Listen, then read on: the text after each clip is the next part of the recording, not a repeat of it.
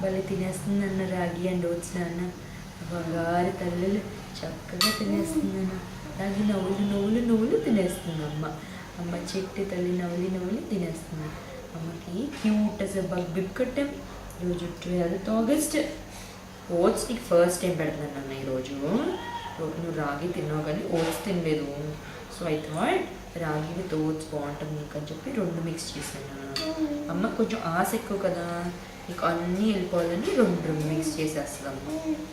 మరి 2 మిక్స్ చేసేస్తాం కదా. అమ్మ లవ్స్ యూ సో మచ్ నాన్న. అమ్మ నువ్వు బాబా దాదా అంటున్నావు తెలుసా.